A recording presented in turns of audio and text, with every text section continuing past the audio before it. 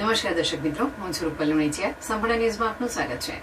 ડીસા નગરપાલિકાની ચૂંટણીના શ્રી ગણેશ થઈ ગયા છે ત્યારે તારીખ 16 એપ્રિલના રાત્રે ડીસા શહેરમાં ભારતીય જનતા પાર્ટીનો ગઢ ગણાતા એવા વોર્ડ નંબર 4ના કાર્યાલયનું ઉદઘાટન ડીસાના ધારાસભ્ય અને ગુજરાત સરકારના મંત્રી પ્રવીણભાઈ માળીના હસ્તે ઉદઘાટન કરવામાં આવ્યું હતું.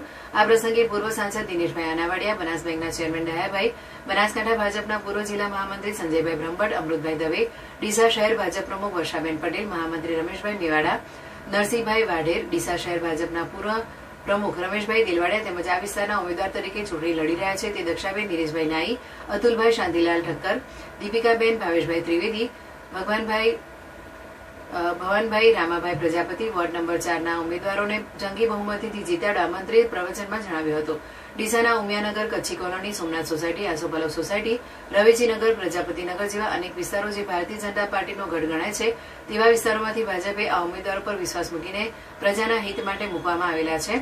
તેમને જંગી બહુમતીથી જીતાડવા માટે તમામ મતદારોને હાકલ કરવામાં આવી હતી. વોર્ડ નંબર 4 વિસ્તારના અનેક વિકાસના કામો કરવામાં આવેલા છે. અગાઉના સમયમાં આ જ વિસ્તારમાંથી ડીસા નગરપાલિકાના પ્રમુખ રહી ચૂકેલા નીતાબેન નિલેશભાઈ ઠક્કરે સારા વિકાસના કાર્યો કર્યા હોવાથી ભાજપના 4 ઉમેદવારોની પેનલને જંગી બહુમતીથી જીતાડીને નગરપાલિકાનું શાસન સોંપવા માટે કહેવામાં આવ્યું હતું.